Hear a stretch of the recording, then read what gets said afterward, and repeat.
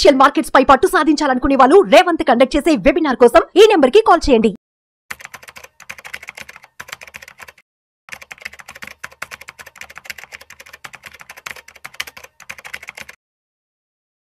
Okay, మనము రిటైర్మెంట్లో ఎలాంటి expenses ఉంటాయని మనం ఇప్పుడు చూద్దాం. రిటైర్మెంట్లో రెండు రకాలండి. ఒకటి సర్వైవింగ్ రిటైర్మెంట్, ఒకటి లివింగ్ రిటైర్మెంట్. మీరు స్క్రీన్ మీద చూడొచ్చు అనమాట. సర్వైవింగ్ రిటైర్మెంట్ అంటే just to have basic needs, roti kapda ఆర్ మకాన్. మనం ఉన్నామా అంటే ఉన్నాము అన్నట్టు, అంతే. సో లివింగ్ రిటైర్మెంట్ అంటే మనం ఏ విధంగా జీవించాలనుకుంటామో ఆ విధంగా జీవించడం. We don't have to think about the money and don't have to worry about the money. దాన్ని లివింగ్ రిటైర్మెంట్ అంటాం అనమాట. డబ్బుల గురించి ఎట్టి పరిస్థితుల్లో కూడా ఆలోచించాల్సిన అవసరం లేకుండా ఉండడాన్ని మనము లివింగ్ రిటైర్మెంట్ అంటాం. రిటైర్మెంట్లో కూడా రెండు రకాల ఖర్చులు ఉంటాయి. ఒకటి కమిటెడ్ ఎక్స్పెన్సెస్, ఒకటి డిస్క్రిషనరీ ఎక్స్పెన్సెస్. గత ఎపిసోడ్లో నేను చెప్పానండి, ఒక మంచి స్టాండర్డ్ ఆఫ్ లివింగ్ కావాలి అని అంటే పట్టణంలో కావచ్చు, హైదరాబాద్ లాంటి సిటీలో కావచ్చు, పల్లెటూర్లలో కూడా కావచ్చు. మీరు 60 సంవత్సరాలు, ఇప్పుడు 40 సంవత్సరాల వ్యక్తి అనుకోండి, ఇప్పుడు మీకు 40-50 వేల రూపాయలు ఖర్చు అయినా కానీ రిటైర్మెంట్కి వచ్చే టైం వరకు మీ స్టాండర్డ్ ఆఫ్ లివింగ్ చాలా పెరుగుతుంది. ఆ స్టాండర్డ్ ఆఫ్ లివింగ్ మీరు లీడ్ చేయాలి అని అంటే చాలా అధిక మొత్తంలో డబ్బులు అవసరమై ఉంటాయన్నమాట. సో మీకు ఈ ఎక్స్పెన్సెస్ చూస్తే అర్థమైపోతాయి. సో ఫస్ట్ అండ్ ఫార్మోస్ట్, మీరు రిటైర్మెంట్ అయ్యే టైం వరకల్లా మీకు సొంత ఇల్లు లేకపోతే మీకు రెంట్ ఎక్స్పెన్సెస్ ఉంటాయి. దాంతోపాటు నెక్స్ట్ వచ్చేసేసి ఇప్పుడు మాట్లాడబోయేది మనం కమిటెడ్ ఎక్స్పెన్సెస్ అండి. ఎలక్ట్రిసిటీ, గ్యాసు, వాటర్, ఈ 3 ఎక్స్పెన్సెస్ కూడా ఉంటాయి. రిటైర్మెంట్లో ఏం జరుగుతుందంటే మనం వర్క్ చేసే టైంలో చాలా సమయము మనము ఆఫీస్లో ఉంటాం. అదేవిధంగా వ్యాపారం చేసే దగ్గర ఉంటాం. సో ఇంట్లో ఉండం కాబట్టి ఎలక్ట్రిసిటీ కన్జంప్షన్ అనేది కొంచెం తక్కువగా అవుతుంది. కానీ రిటైర్మెంట్లో ఎలక్ట్రిసిటీ కన్జంప్షన్ అనేది కొంచెం ఎక్కువగా అయ్యే ఛాన్స్ ఉంది. ఇప్పుడు మీ దగ్గర ఏసీ లేకపోతే మీరు భవిష్యత్తులో మీరు ఆర్థికంగా ఎదుగుతారో ఏసీ పెట్టించుకునే అవకాశం ఉంటుంది. సో ఎలక్ట్రిసిటీ కన్జంప్షన్ అనేది ఇప్పుడున్న దానికంటే కూడా మీరు రిటైర్మెంట్ టైంలో కొంచెం ఎక్కువగా అయ్యే అవకాశం ఉంటుంది. న్యాచురల్లీ బిల్లు కూడా ఎక్కువగా వస్తుంది అనమాట. టెలిఫోను, మొబైల్, ఇంటర్నెట్, ఇది కూడా ఒక ఎక్స్పెన్సెస్. 4వది house maintenance. మీరు అపార్ట్మెంట్లో ఉంటే కనుక మీరు నెలవారీ హౌస్ మెయింటెనెన్స్ పే చేయాల్సిన అవసరం ఉంటుంది. ఇది కూడా మనం కన్సిడర్ చేయాలి. సర్వెంట్ మేడ్ ఫుల్ టైమా, పార్ట్ టైమా? సర్వెంట్ మేడ్ ఎక్స్పెన్సెస్ కూడా ఉంటాయి. ఎవరి స్తోమత ప్రకారం వాళ్ళు ఫుల్ టైం సర్వెంట్ మేడ్ పెట్టుకోవచ్చు, లేదంటే పార్ట్ టైం సర్వెంట్ మేడ్ని పెట్టుకోవాల్సిన అవసరం ఉంటుంది. హౌస్ కేబుల్, న్యూస్ పేపర్, ఈ ఎక్స్పెన్సెస్ కూడా ఉంటాయండి. కేబుల్ కాకపోతే OTT expenses, news paper expenses కూడా ఉంటాయి. Property tax. సో మనకు సొంతంగా ఇల్లు ఉంటే ఆ ప్రాపర్టీ ట్యాక్స్ పే చేసుకోవాల్సిన అవసరం ఉంటుంది. Laundry expenses, washing of clothes కావచ్చు, డ్రై క్లీనింగ్ కావచ్చు, అండ్ ఐరనింగ్ ఆఫ్ క్లోత్స్ కావచ్చు, ఈ ఎక్స్పెన్సెస్ ఉంటాయి. Groceries or food expenses. సాధారణంగా ఏమవుతుందంటే మనం యంగ్గా ఉన్నప్పుడు ఏది తిన్నా కానీ మనం జీర్ణించుకోగలుగుతాం. కానీ రిటైర్మెంట్లో డైజెస్టివ్ సిస్టమ్ అంత మంచిగా పని చేయకపోవచ్చు. సో ఎక్కువగా మనము ఫ్రూట్స్ పైన, ఫుడ్ సప్లిమెంట్స్ పైన, డ్రై ఫ్రూట్స్ పైన ఎక్కువ డిపెండ్ కావాల్సిన అవసరం ఉండొచ్చు అనమాట. సో ఇప్పుడు నేను చెప్పబోయేది అందరికీ వర్తిస్తుందని కాదండి. చూసే ప్రేక్షకులు ఎవరైతే ఉంటారో అన్ని కేటగిరీస్ వాళ్ళు ఉంటారు. మీకు ఏదైతే వర్తిస్తుందో దాన్ని మీరు తీసుకోండి. సో ఇంకొకటి ఏమైపోతుందంటే రిటైర్మెంట్లో వర్క్ చేసే టైంలో సో మనకు సోషలైజింగ్కి టైం ఎక్కువగా ఉండకపోవచ్చు. ఎందుకంటే మన వర్కే చాలా టైం తీసుకుంటుంది అన్నమాట. మనకు సోషలైజింగ్ చేయడము, ఫ్రెండ్స్ని, రిలేటివ్స్ని కలవడము, వాళ్ళతో మంచిగా టైం స్పెండ్ చేయడము, హ్యాపీగా టైం స్పెండ్ చేయడము, ఇవి జనరల్గా చాలామందికి కుదరవు because of work pressure and వేరే ఇష్యూస్ వల్ల.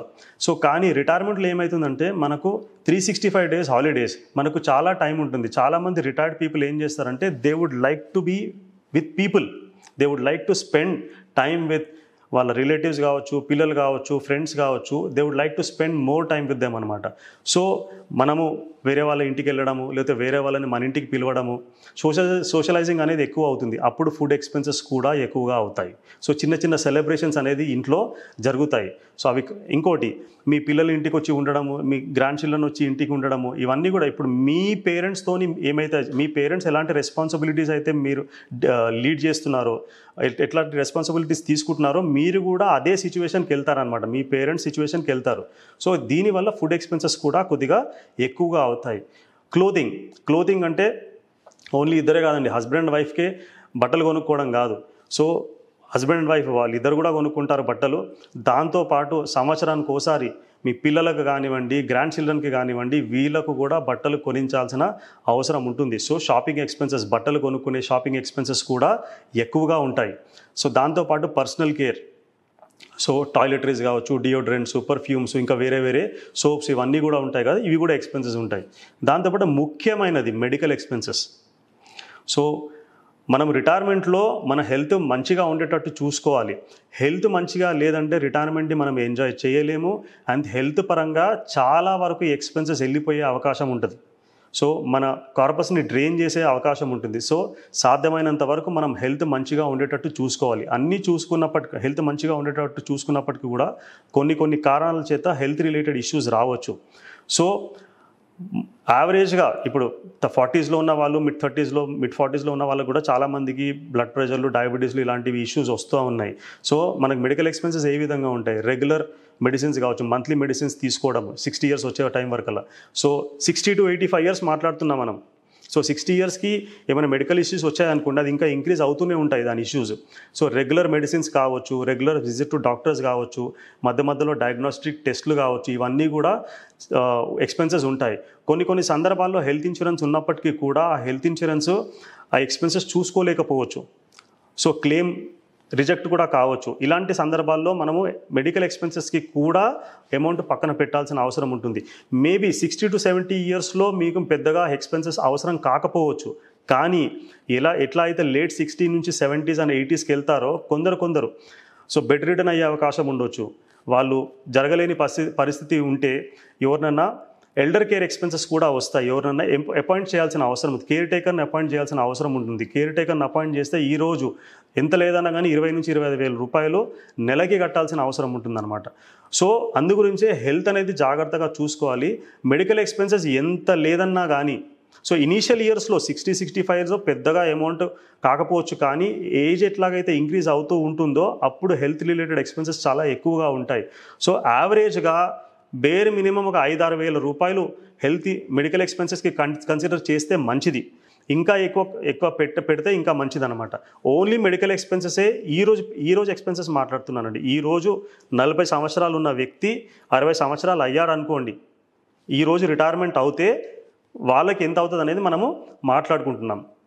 సో మెడికల్ ఎక్స్పెన్సెస్ ఇది ఒక మేజర్ ఫ్యాక్టర్ ఉంటుంది. దాంతోపాటు హెల్త్ ఇన్సూరెన్స్, ఒక డీసెంట్ హెల్త్ ఇన్సూరెన్స్ కవర్ మనకు కావాలి అని అంటే దాదాపు ఒక 5 లక్షల నుంచి 10 లక్షల రూపాయలుకి హెల్త్ ఇన్సూరెన్స్ కవర్ ఉండాలి అని అంటే మీరు ఎంత లేదన్నా కానీ 40,000 నుంచి 60,000 వరకు ప్రీమియం పేమెంట్స్ చేస్తారు.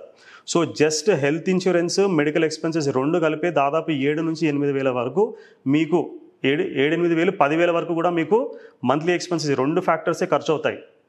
సో దాంతోపాటు కార్ ఇన్సూరెన్స్. సో చాలామంది ఎవరైతే ప్రేక్షకులు చూస్తుంటారో మా దగ్గర ఇప్పుడు కార్ లేదు, కార్ ఎక్స్పెన్సెస్ ఎందుకు, కార్ ఇన్సూరెన్స్ ఎందుకు, మాకు ఉండదు కదా అని అనుకోవచ్చు. మీరు ఇప్పుడు 30 సంవత్సరాలైనా 35 సంవత్సరాలైనా మీరు లైఫ్లో ప్రోగ్రెస్ అవుతారు. మీరు లైఫ్లో ప్రోగ్రెస్ అయినప్పుడు మీకు ఇప్పుడు ఏదైతే అది లగ్జరీ అనిపిస్తుందో ఫ్యూచర్లో అది మీకు నెసెసిటీగా మారుతుంది. ఉదాహరణకి తీసుకోండి, ఒక 15-20 సంవత్సరాలు 25 సంవత్సరాల క్రితము, ఇక 20-25 సంవత్సరాల క్రితం కూడా చాలామంది దగ్గర బైక్స్ ఉండేటివి కాదు. బైక్ అప్పుడు లగ్జరీ, కానీ ఇప్పుడు నెసెసిటీ. ఫ్రిడ్జ్లు కానీ ఏసీలు కానీ అప్పుడు లగ్జరీ ఒక 25-30 సంవత్సరాల క్రితం. ఇప్పుడు అవన్నీ కూడా నెసెసిటీ కింద మారాయి. సో ఇప్పుడు మీ దగ్గర కారు లేకపోతే భవిష్యత్తులో కారు ఉండే అవకాశం ఉంది. అంతకుముందు బైక్ ఏ విధంగానైతే అవసరం లగ్జరీగా ఉండేదో ఇప్పుడు నెసెసిటీగా మారిందో, ఇప్పుడు కారు లగ్జరీ అనుకున్నా కానీ ఒక 15, 20, 25 సంవత్సరాల తర్వాత అది మీకు నెసెసిటీగా మారుతుంది. సో మీకు కారు కూడా ఖచ్చితంగా ఉండే అవకాశం ఉంటుంది. కారు ఉంటే కారుకి ఇన్సూరెన్స్ కట్టాలి. మీరు ఎంత లో ఎండ్ కార్ తీసుకున్నా కానీ 4-5 లక్షల్లో మీకు రాదు.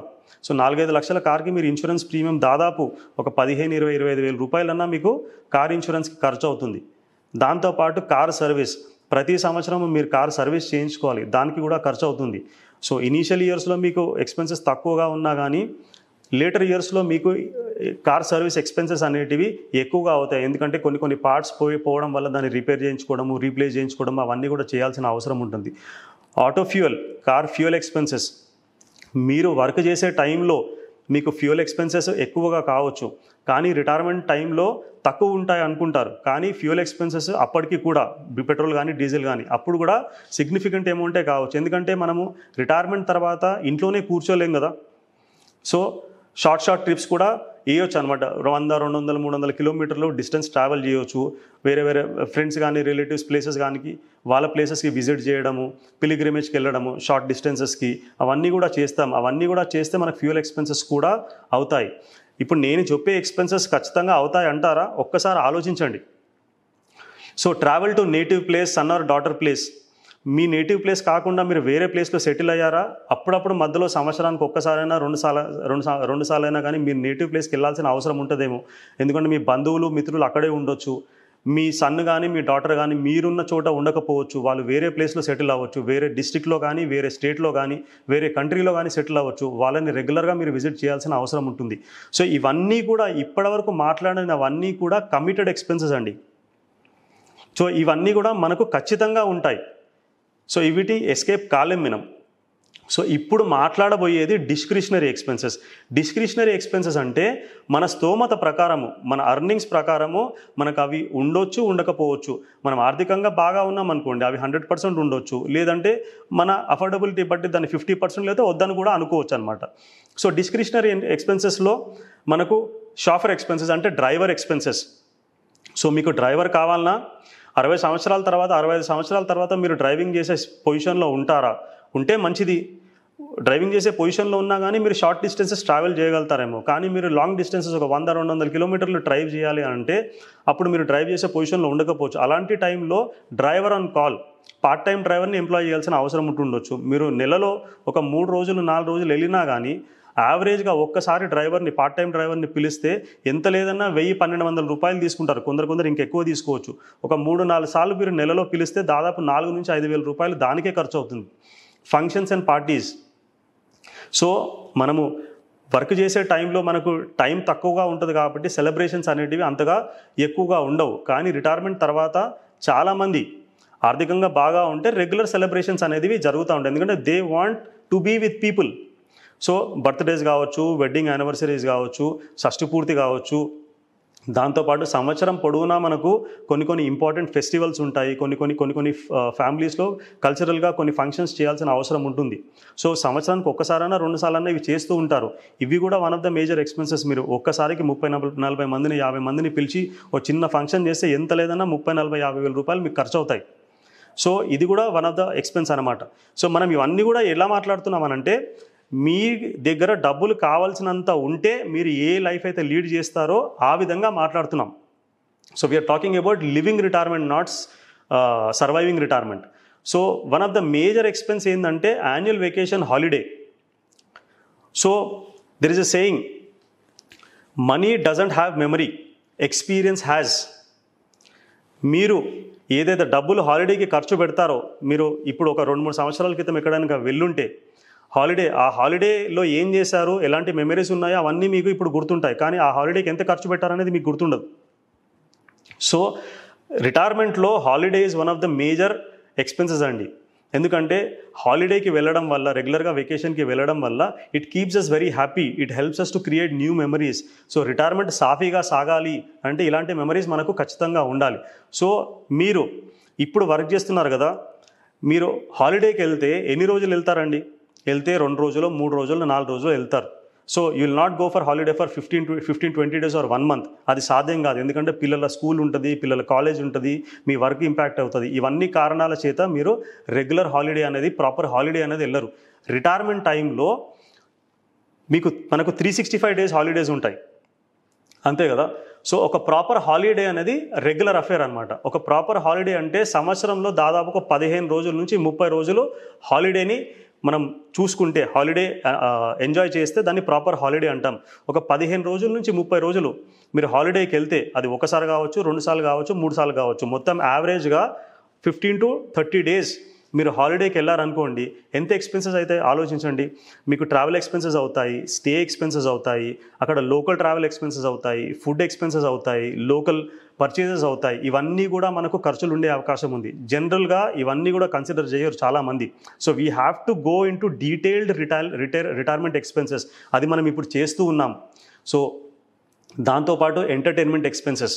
సో ఎంటర్టైన్మెంట్కి ఎంత అంటే వారంకి ఒకసారి మనం బయటికి వెళ్ళడము, మూవీస్కి కానీ, అవుట్డోర్ యాక్టివిటీస్ కానీ, ఇంకా వేరే ఏవైనా కానీ, సో అక్కడ అలా వెళ్ళినప్పుడు మనకు కొన్ని ఖర్చులు అయ్యే అవకాశం ఉంటుంది. మీ గ్రాండ్ చిల్డ్రన్ మీ దగ్గరికి రావచ్చు. సో వాళ్ళు వచ్చినప్పుడు వాళ్ళని మీరు ఎక్కడికైనా తీసుకెళ్ళినప్పుడు ఖర్చు అవుతుంది కదా. సో ఎంటర్టైన్మెంట్ ఎక్స్పెన్సెస్ ఇది కూడా మనకు ఒక kind of expense. Dining out, at least మీరు నెలకోసారి బయటికి వెళ్ళినా కానీ మనకు ఖర్చు అవుతుంది కదా. ఇద్దరు ఒక డీసెంట్ హోటల్కి వెళ్ళినా కానీ అట్లీస్ట్ ఒక 2-3 వేల రూపాయలు ఖర్చు అవ్వదా. సో మీరు ఒకసారి వెళ్తారో 2 సార్లు వెళ్తారో. So dining out is also one of the expenses. So gifts to children, grand children, friends, relatives, ఇది చాలా చాలా ముఖ్యమైన ఎక్స్పెండిచర్. సో మనకు రెస్పెక్ట్ మీటర్ అనేది ఒకటి ఉంటుందండి. రిటైర్మెంట్లో రెస్పెక్ట్ మీటర్ అనేది ఒకటి ఉంటుంది. సో పిల్లలకు కానివ్వండి, గ్రాండ్ చిల్డ్రన్కి కానివ్వండి, మనము ఎన్ని గిఫ్ట్లు ఇస్తే రెస్పెక్ట్ మీటర్లో రెస్పెక్ట్ అంత ఎక్కువగా ఉంటుంది అన్నమాట. సో కొంచెం వ్యంగ్యంగా చెప్తున్నాను కానీ ఇది రియాలిటీ. సో 1 సంవత్సరమో 2 సంవత్సరాలు ఆ గిఫ్ట్స్లు ఇవ్వడం మానేయండి, రెస్పెక్ట్ మీటర్లో రెస్పెక్ట్ తగ్గుతుంది. అది 0 కావచ్చు, కొన్ని సందర్భాల్లో నెగిటివ్ కూడా వెళ్ళొచ్చు. సో పిల్లల్ని, గ్రాండ్ చిల్డ్రన్ని సంతోషంగా చూసుకోవాలి అని అంటే గిఫ్ట్స్ రెగ్యులర్గా ఇవ్వాల్సిన అవసరం ఉంటుంది. సో ఇది ఎంత ఎక్స్పెన్స్ అండి, దీనికి లెక్కలేదండి. సో ఎలాంటి ఎక్స్పెన్సెస్ వస్తాయి గిఫ్ట్ చిల్డ్రన్, గ్రాండ్ చిల్డ్రన్. ఇప్పుడు మీ పేరెంట్స్ని మీరు చూడండి, సంవత్సరానికి ఒకసారి ఏదో ఒక ఎక్స్పెన్సెస్ మీకు చేస్తూ ఉంటారు. ఏదో ఒక ఫంక్షన్ అవుతూ ఉంటుంది. సో పిల్లలు పుట్టినప్పుడు, అంటే గ్రాండ్ చిల్డ్రన్ పుట్టినప్పుడు వాళ్ళకి 21 days అనో, లేదా 1 year బర్త్డే అనో, ఇంకా వేరే కార్నర్, ఇంకా వేరే ఫంక్షన్స్ వస్తాయి. అవి వచ్చినప్పుడల్లా వాళ్ళకి ఖర్చు అవుతూ ఉంటుంది. అవి వచ్చినప్పుడల్లా వాళ్ళు గిఫ్ట్ రూపంలో బంగారమో, బట్టలో, క్యాషో ఏదో ఒకటి ఇస్తూ ఉంటారు. So gifts to children, grand children, friends, relatives, ఇది చాలా మేజర్ ఎక్స్పెన్సెస్. ఎంత లేదైనా కానీ 5 నుంచి 20-30 వేల రూపాయలు నెలకి ఖర్చు అయ్యే అవకాశం ఉంటుంది, ఎవరి స్తోమత ప్రకారము కన్సిడర్ చేస్తే దాన్ని బట్టి. సో హెల్త్ క్లబ్ ఫీ, మీరు ఫిట్నెస్ సెంటర్ జాయిన్ అవుతారా, జిమ్ జాయిన్ అవుతారా, లేదా యోగా జాయిన్ అవుతారా, ఇవన్నిటికి కూడా ఎక్స్పెన్సెస్ అయ్యే అవకాశం. ఇవన్నీ కూడా డిస్క్రిషనరీ ఎక్స్పెన్సెస్ అండి. మన అఫోర్డబిలిటీ బట్టి మనకి ఇవి ఉండొచ్చు, ఉండకపోవచ్చు. దాంతోపాటు subscription to books or journals, కొందరికి బుక్కులు చదివే అలవాటు ఉంటుంది, మ్యాగజైన్స్ చదివే అలవాటు ఉంటుంది, జర్నల్స్ చదివే అలవాటు ఉంటుంది. సో వీటికి కూడా కొద్దిగా ఖర్చు అయ్యే అవకాశం ఉంటుంది. కొందరికి హాబీస్ ఉంటాయి. సో మీకు ఏదైనా హాబీ ఉందనుకోండి, గార్డెనింగ్ అవ్వచ్చు, మ్యూజిక్ అవ్వచ్చు, ఇంకా ఏదైనా హాబీ అవ్వచ్చు. ఆ హాబీ ఏ హాబీ కూడా మనకు ఖర్చు లేకుండా ఉండదు కదా. సో ఆ హాబీస్ మనకు ఏమైనా ఉంటే ఆ హాబీస్కి కూడా ఎక్స్పెండిచర్ అయ్యే అవకాశం ఉంటుంది అనమాట. And one of the other major expenses home improvement, repairs, furniture replacement. So 5 సంవత్సరాలకు ఒకసారి మన ఇంటిని మనం పెయింట్ వేయించుకోవాల్సిన అవసరం ఉండొచ్చు. ఇంట్లో ఉన్న electronic items, fridge, TV, washing machine, dishwasher, ఇంకా వేరే ఏవైనా కావచ్చు. సో ఇవన్నీ కూడా మనం రిపేర్ చేయించాల్సిన అవసరం ఉండొచ్చు, రీప్లేస్ చేయించాల్సిన అవసరం ఉండొచ్చు. ఫర్నిచర్ పాడవచ్చు, దాన్ని మనం రిపేర్ చేయించుకోవాల్సిన అవసరం ఉండొచ్చు, లేదా రీప్లేస్ చేయాల్సిన అవసరం ఉండొచ్చు. For black of 5 years consider చేస్తే మనము 5 సంవత్సరాలకు ఒకసారి, ప్రతి సంవత్సరం రాకపోవచ్చు ఇవి, కానీ 5 సంవత్సరాలు ఇవన్నీ కూడా వచ్చే అవకాశాలు ఉన్నాయి. సో 5 సంవత్సరాలకు ఒకసారి ఇవన్నీ మీరు కన్సిడర్ చేస్తే ఎంత లేదన్నా మీకు అట్లీస్ట్ ఒక ₹1,00,000 నుంచి 5,00,000 రూపాయల వరకు మనకు ఖర్చు రావచ్చు అనమాట. 5 సంవత్సరాలకి ₹1,00,000 అనుకోండి. సో లో ఇన్కమ్ గ్రూప్ ఉంటే ₹1,00,000 అనుకోండి. 5 సంవత్సరాలకు ఒకసారి, సంవత్సరానికి ఒక 20,000 రూపాయలు మనకు దీనికి పక్కన పెట్టాల్సిన అవసరం ఉంటుంది. అది 5 లక్షలు అనుకోండి, సంవత్సరానికి ఒక ₹1,00,000 పక్కన పెట్టాల్సిన అవసరం వస్తుందన్నమాట. సో అదే ఇంకా ఇన్కమ్ గ్రూప్ ఎక్కువ అనుకోండి, ఇన్కమ్ ఎర్నింగ్ లెవెల్స్ ఎక్కువ ఉన్నాయనుకోండి, ఇంకా 5 లక్షల కంటే ఎక్కువ కూడా అయ్యే అవకాశం ఉందన్నమాట. And one more expense is replacement of car. మీరు కొత్త కారు 60 సంవత్సరాలకి తీసుకున్నా కానీ మనం లైఫ్ స్పాన్ 80, 85, 90 సంవత్సరాలు కన్సిడర్ చేస్తున్నాము. సో కొత్త కారు మీరు 60 సంవత్సరాలకి తీసుకున్నా కానీ కారు మనకి 20, 30 సంవత్సరాలు నడవదు కదా. ఒక 10 సంవత్సరాల తర్వాత అయినా రీప్లేస్ చేసుకోవాల్సిన అవసరం ఉంటుంది. So replacement of car expenses కూడా ఉంటాయి. దాంతోపాటు చిన్నగా కొందరు చారిటీ చేయాలనుకుంటారు, చారిటీ ఎక్స్పెన్సెస్ ఉండొచ్చు. సో రిలేటివ్స్ మెయింటెనెన్స్, కొన్ని ఫ్యామిలీస్లో వాళ్ళ సిబ్లింగ్స్, అంటే అన్నదమ్ముల పిల్లలు కావచ్చు, ఇంకా వేరే రిలేటివ్స్ వాళ్ళ పిల్లలు కావచ్చు, వాళ్ళపైన ఆర్థికంగా వాళ్ళు మంచిగా ఉండకపోవచ్చు, వాళ్ళ బాధ్యత కూడా కొందరు తీసుకుంటారనమాట. అలాంటి సిచ్యువేషన్ ఉంటే రిలేటివ్స్ మెయింటెనెన్స్ ఎక్స్పెన్సెస్ కూడా వచ్చే అవకాశం ఉంటుంది. Leisure activities, social activities, social service కావచ్చు. ఏదైనా మీరు క్లబ్ జాయిన్ అవుతారా, క్లబ్ జాయిన్ అవుతే క్లబ్ మెయింటెనెన్స్ ఫీజు ఉంటుంది, మంత్లీ ఎక్స్పెన్సెస్, క్లబ్బింగ్ ఎక్స్పెన్సెస్ ఉంటాయి. దాంతోపాటు ఇవన్నీ కాకుండా కొన్ని తెలియని ఎక్స్పెన్సెస్ కూడా రావచ్చు. సో తెలియని ఎక్స్పెన్సెస్ కూడా రావచ్చు. సో దాన్ని మిసెలేనియస్ ఎక్స్పెన్సెస్ అంటాము. దాంతోపాటు ఫీజ్, కొన్ని ఫీజులు మీరు పే చేయాల్సిన అవసరం ఉంటుంది. చార్టెడ్ అకౌంటెంట్ ఫీజు కావచ్చు, లేదంటే మీరు ఏదైనా థెరపిస్ట్ సర్వీసెస్ తీసుకున్నారనుకోండి, మెడికల్ థెరపిస్ట్ సర్వీస్ తీసుకున్నారనుకోండి, కొన్ని మసాజెస్ చేయించుకున్నారనుకోండి, వీటికి కూడా మీరు ఫీజు పే చేయాల్సిన అవసరం ఉంటుంది. దాంతోపాటు ఎలక్ట్రానిక్ గ్యాజెట్స్, సో మొబైల్ ఫోన్లు కావచ్చు, ల్యాప్టాప్లు కావచ్చు, ట్యాబులు కావచ్చు, భవిష్యత్తులో ఇంకా వేరే టెక్నాలజీ ఏమైనా వస్తే ఇవన్నీ కూడా మనము రీప్లేస్ చేసుకోవాల్సిన అవసరం ఉంటుంది. ఇవన్నీ మైండ్ బాగ్లింగ్ ఎక్స్పెన్సెస్ ఉన్నాయి కదా, ఇది రియాలిటీ అండి. ఖచ్చితంగా ఇవన్నీ కూడా మనకు ఎక్స్పెన్సెస్ ఉంటాయి. కమిటెడ్ ఎక్స్పెన్సెస్ అయితే ఖచ్చితంగా ఉంటాయి. సో డిస్క్రిషనరీ ఎక్స్పెన్సెస్ మన స్తోమత ప్రకారము అవి 100% ఉండొచ్చు, లేకపోతే తగ్గి ఉండొచ్చు. ఒక్కసారి ఆలోచించండి. ఇది మీరు స్క్రీన్ చూస్తున్నారు కదా, ఈ ఎక్స్పెన్సెస్ అన్నీ మీరు పేపర్లో లిస్ట్ అవుట్ చేసుకోండి. కమిటెడ్ ఎక్స్పెన్సెస్ మరియు డిస్క్రిషనరీ ఎక్స్పెన్సెస్ మొత్తం లిస్ట్ అవుట్ చేసుకొని జాగ్రత్తగా ఒకసారి చూసి మీరు ఇందులో మీకు ఏ ఎక్స్పెన్సెస్ అస్సలు అవసరం లేదో అవన్నీ కూడా మీరు కట్ చేసుకోండి. సో ఐటమ్ బై ఐటమ్ మీరు నెలకి ఎంత ఖర్చు అవుతుంది అనేది ఫస్ట్ లెక్క వేసుకోవాలి. సో ప్రతి ఒక్క ఐటమ్కి నెలకి ఎంత ఖర్చు అవుతుంది అనేది మీరు లెక్క వేసుకున్న తర్వాత మీకు ఏదైతే ఎక్స్పెన్సెస్ అవసరం లేదో దాన్ని స్ట్రైక్ ఆఫ్ చేసి చూడండి. నా ఎక్స్పీరియన్స్ ఏంటంటే, దాదాపు 18 సంవత్సరాలుగా ఇది చేస్తూ ఉన్నాను నేను. నా ఎక్స్పీరియన్స్ ఏంటంటే, ఇందులోంచి మీరు ఏదో 1-2 మాత్రమే స్ట్రైక్ ఆఫ్ చేయగలుగుతారు, కానీ మ్యాక్సిమం అయితే స్ట్రైక్ ఆఫ్ చేయడానికి వీల్లేదు. మరి ఇన్ని ఐటమ్లు ఖర్చు అయినప్పుడు ఒక మంచి standard of living or decent standard of living కావాలి అని అంటే మీకు ఒక 30-40-50 వేలలో అవుతుందా? ఆలోచించండి. మిమ్మల్ని భయపెట్టట్లేదు ఇక్కడ. సొల్యూషన్ కూడా నేను వచ్చే ఎపిసోడ్స్లో మీకు చూపిస్తాను. అందుకోసమే మిస్ కాకుండా మీరు వచ్చే ఎపిసోడ్స్ కూడా ఖచ్చితంగా చూడండి. సో నెక్స్ట్ ఎపిసోడ్లో మనకు యాక్చువల్గా ఒక ఎగ్జాంపుల్ తీసుకొని చూద్దాం మనం. సో ఈరోజు ₹1,00,000 ఖర్చు అవుతే భవిష్యత్తులో ఒక 15-20 ఇయర్స్ తర్వాత అదే మంచి స్టాండర్డ్ ఆఫ్ లివింగ్ మెయింటైన్ చేయడానికి ఓవరాల్గా కార్పస్ ఎంత కావాలి, ఆ కార్పస్ జమ చేయడానికి ఏమేం సాధనాలు ఉన్నాయి, ఇవన్నీ కూడా మాట్లాడుకుందాం. దాంతోపాటు రిటైర్మెంట్ అక్యూములేషన్ క్యాష్ ఫ్లో గురించి మాట్లాడదాము, రిటైర్మెంట్ విత్డ్రావల్ క్యాష్ ఫ్లో గురించి కూడా మాట్లాడదాము. సో మీరు వచ్చే ఎపిసోడ్లో ఖచ్చితంగా మిస్ అవ్వకుండా చూడండి. మిస్ అయితే మీరు ఇది కంటిన్యూటీ అనేది బ్రేక్ అయిపోతుంది, ప్రాపర్గా ప్లాన్ చేసుకోవడానికి వీలుండదు. సో థ్యాంక్ యూ అండి. Thank you so much for your time. నమస్తే.